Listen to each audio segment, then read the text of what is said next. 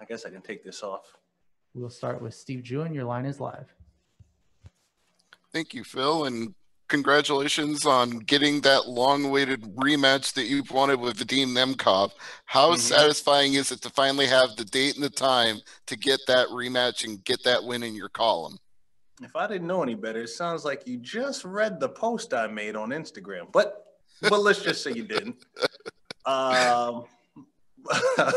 It feels very good. It feels very good. Vadim has only his stock has only gone up since we fought. He obviously defeated the champion and he won in impressive fashion. And speaking of stocks, let's talk about GameStop. No, kidding. We're not gonna do that. We're not gonna do it.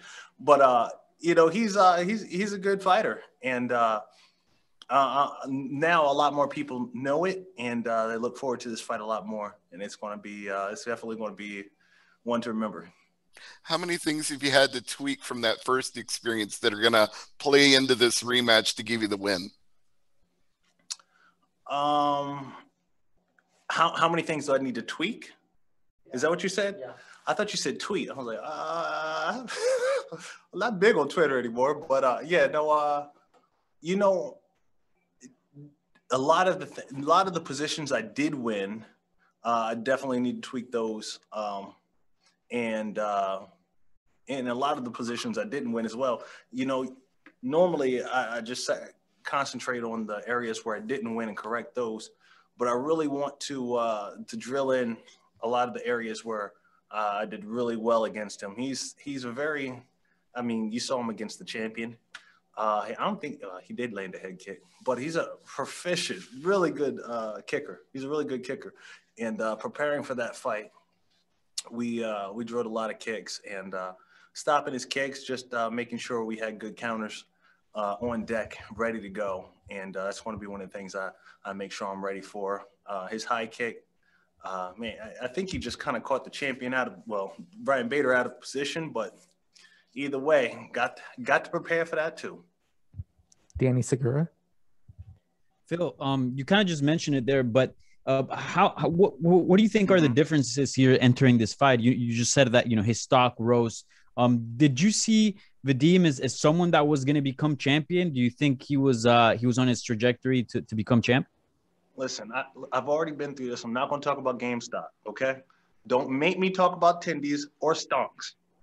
Now, no, go ahead. Say that again. Did you think he was going to go on and become champion, Vadim Nemkov? I honestly did, because I fought both of them, and I can kind of see where one has holes and the other has strengths and weaknesses, and kind of play them out in my head who will win. But I did not expect it to go down like that. That is for sure. That was a complete surprise. But I did have him win the fight. Styles make matchups, man, and he is a good, fun style. And, that's what I look forward to. Go ahead, though. For sure. No. Did you have anything else to say? Sorry to cut you off there. No. And on your same bracket, we have a super interesting fight between Anthony Johnson and Joel Romero. So obviously, if you are victorious against Vadim Nemkov, you'll be facing the winner. What are your thoughts on that fight? It seems a lot of fans are excited for it, and also any prediction on that matchup? Not really. I haven't even gotten that far. Vadim winning the Nemkov fight is as far as I've gotten. Anything beyond that, cool. I'm winning my first belt. There's another belt if you win the tournament. Cool. I'll be happy then too. The first belt's the one that matters. But since you asked, I honestly think it's probably that's a 50-50 toss-up, man. That's a 50-50 toss-up over who lands first. Who's gonna land first? I don't know. You tell me. Who's gonna land first? That's a tough one. All right, we'll move on to Darnell Preval. Hey Phil, how you doing? Is this the Phil Davis revenge tour? Because you got a couple guys in there that you suffered some defeats to. You're looking at that belt to your left. Does that motivate you? Say it one more time, just a little bit louder. Is this the Phil Davis revenge tour, since you have a couple guys that have defeated you in the past? If you want to put it out there, I'm not going to deny it, but definitely there's definitely. Oh, let's see, 1, 2, 3, 4. Yeah, I guess 4 rematches potentially. No, definitely. This is. I mean, I never look at it as such, but why not? Steven Morocco. Hey, Phil, I wanted to follow up on that last question. The rematch, the potential rematch with Anthony Johnson seems pretty significant to me. When you fought him in the UFC, that was a title eliminator. You talked a whole bunch of smack at John Jones that week. Very iconic pre-fight interview, and that one didn't go your way. Mm-hmm.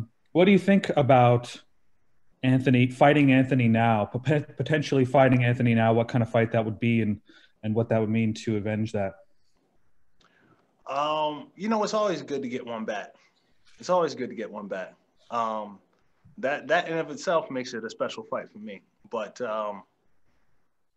the first fight, I mean, I want to say that's where I stopped being as green and started being a little bit more of a veteran fighter.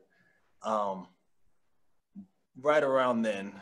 So I'm definitely looking forward to getting back in the ring or cage with him. And I have no idea how he's matured over the years as a fighter. So I'm interested to see how that goes.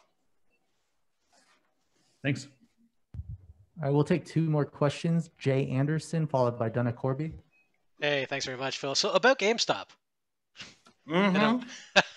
I'm not serious on that. What I did want to ask you though, I mean, you actually won the last light heavyweight Grand Prix in 2015, albeit the one night variety. But does that give you a confidence boost going into this? Different format, very different fighters. I don't draw confidence from things like that. I don't have any superstitions, that I would say, I haven't lost a Mohican or anything like that. I only gain confidence by doing the work in the gym and knowing how much hard work I've put in through this pandemic and over the years, improving on any blind spots I have and looking for new ones. But now about GameStop, if that's what you're asking, somebody got to go to jail. That's all I'm gonna say. That's all I'm gonna say. Or put them in the ring. That's all I'm gonna say. Put them in the ring or put them in jail. And just one more for me. I mean, you kind of touched on it earlier. Donna Corby.